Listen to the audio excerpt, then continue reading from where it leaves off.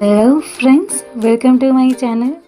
જો તમને ક્વિક અને ટેસ્ટી સ્નેક્સ ગમતા હોય તો આજની આ બ્રેડ સૂજી વેજ સ્નેક્સ રેસિપી જરૂર ટ્રાય કરજો. બ્રેડ સૂજી અને વેજીટેબલ્સથી બનાવેલું આ સ્નેક્સ બહુ જ ક્રિસ્પી અને યમ્મી છે.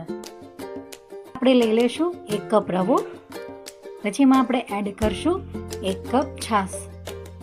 છાશ આપણે વધારે ખાટી કે સાવ મોળી નથી લેવાની. થોડું થીક એવું બેટર બનાવીને આપણે એને 15થી 20 મિનિટ માટે રેસ્ટ આપી દઈશું. રેસ્ટ આપ્યા બાદ આપણે એમાં થોડું પાણી એડ કરીને થોડું બેટરને પતલું કરી લઈશું. બહુ વધારે પતલું નથી કરવાનું, થોડું પતલું કરી લેવાનું છે. પછી એમાં એડ કરશું કોબીજ, ગાજર, કેપ્સિકમ, ડુંગળી.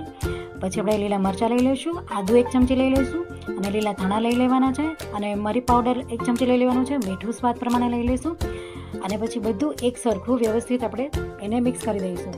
હવે આપણે 3 થી 4 બ્રેડની સ્લાઇસ લઈ લઈશું અને જે આપણે સ્ટફિંગ જે રેડી કર્યું છે એ સ્ટફિંગને આપણે ઇક્વલી બ્રેડ પર સ્પ્રેડ કરી દઈશું. હવે ગેસ ઓન કરી લઈએ અને ઓઇલ લઈ લઈશું. તેમાં બટર પણ તમે યુઝ કરી શકો છો.